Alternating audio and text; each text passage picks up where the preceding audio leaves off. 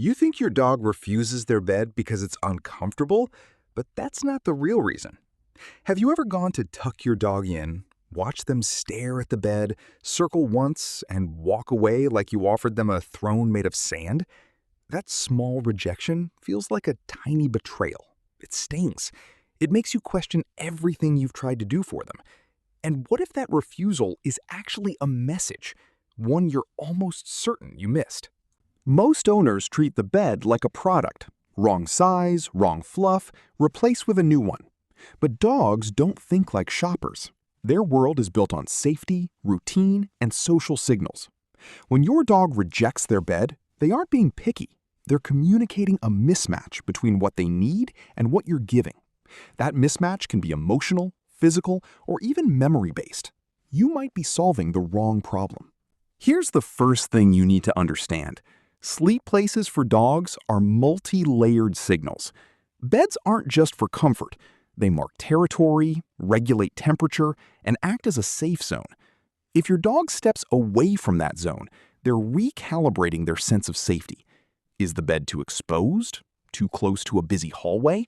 Or worse, is it associated with something unpleasant you don't remember, like a scolding, a thunderstorm, or a vet crate? These are the silent associations that change a dog's relationship to an object overnight. But there's more. Think about how dogs evolved. Pack animals seek spots with a vantage point and a quick escape.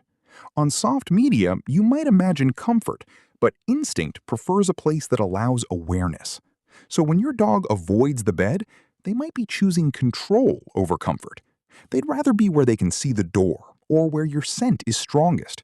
That's not stubbornness, that's strategy. Now, the second layer is emotional security. Dogs attach emotional weight to places. Your lap, the sofa, the foot of the bed, these become safe because of your presence. If your dog chooses the floor near you instead of a plush bed across the room, they're saying, "I need proximity more than padding." This is not about spoiled behavior. It's about attachment style. Some dogs are clingers, some are independent. Your dog's bed choices reveal how they bond, and ignoring that tells them you don't understand their needs. There's also a physical angle you can't overlook. Pain, stiffness, or joint discomfort changes choices overnight. A bed that used to be perfect can feel like a trap to an arthritic dog because getting up causes pain. They'll pick firmer surfaces or lower heights that make rising easier. So when refusal appears suddenly, consider if there's an unseen ache. Small health changes often show first in behavior.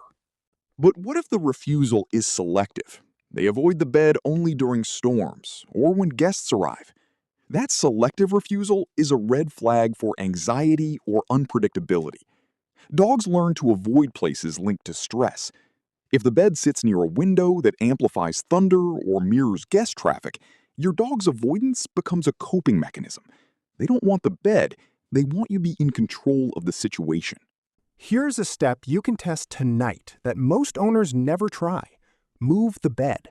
Not mentally. Physically shift it to a new spot with a different view, different scent, and closer to you. Watch how quickly your dog reevaluates. If they accept the new spot, you just discovered what type of safety they prioritize. If they still refuse, pay attention to the timing. Is it after exercise, after medication, after certain people are present? Those patterns are evidence. Now, imagine the opposite. A dog who suddenly chooses the bed after months of avoiding it. That change is a hidden signal too. It could mean newfound security, maybe a calmer household. Or it could mean exhaustion from stress, where the bed becomes the only retreat left. The meaning flips depending on context, which is why you must observe the whole environment, not just the bed itself. But here's something most people miss. Your reactions shape their decisions. When you coax, force, or shame a dog into a bed, you change its association. A bed that's the site of your frustration becomes a place of tension. Instead, your calm acceptance is more persuasive than treats or scolding. Let proximity and softness come from you first. Sit near the bed, drop a worn t-shirt with your scent, and don't turn the act into a ritual of persuasion. Dogs read your energy. A relaxed you creates a relaxed bed. Pause and think. What does your dog's refusal say about your relationship? If they consistently avoid their bed, but sleep on your shoes, on the floor by the door, or on top of a pile of laundry, they are prioritizing your scent and security over independent comfort. That's love, disguised as inconvenience. It's also a request. Be here with me. Meeting that request can deepen trust faster than buying the fanciest orthopedic mattress. There's also a behavior pattern owners misread as stubbornness, the test and retreat. Your dog will approach the bed, sniff, maybe step in, then leave. That hesitation is assessment. Dogs scan for threats, comfort, and escape routes. That small retreat is not rejection, it's information gathering. Respect that process. Let them decide without pressure. The moment you force the outcome, you silence their voice. If you're still unsure whether this is a behavioral or medical issue, do a quick diary for 2 weeks. Note time of day, activity before bed, who's present, temperature, and whether any noises occurred. Patterns reveal causation. For example, if refusal follows long car rides, maybe motion sickness has linked travel rest with nausea, and the bed becomes a reminder. If refusal follows loud TV or the blender, then auditory triggers are the culprit. Here's a subtle trick that rewires their bed association without food bribes. Incorporate micro moments of calm. Spend 30 seconds of quiet next to the bed twice a day. No fuss, no toys, just your breathing, your presence. Dogs are social learners. They'll mirror that calm and start to see the bed as a zone of relaxation, not an object to avoid. You might be wondering, when do you know this is urgent?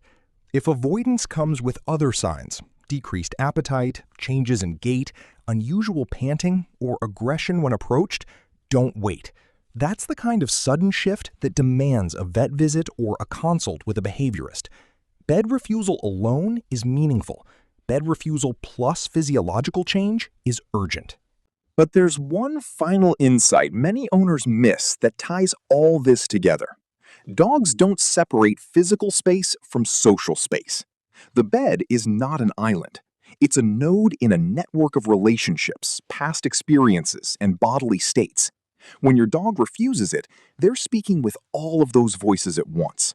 Your job is to listen with curiosity, not impatience. If this is changing how you see your dog, hit like and subscribe. There's more to uncover about hidden dog signals. So, how do you start fixing it tonight? Move the bed closer. Leave a worn item of yours on it. Spend quiet presence next to it twice, and monitor for physical signs. Don't force, don't lecture, and don't assume it's just the bed's fault. You're not fixing furniture. You're restoring a feeling of safety. Remember, when your dog refuses a bed, they're not rejecting you. They're telling you where the safety gaps are. If you listen and adjust, you don't just get a dog that sleeps in a bed again.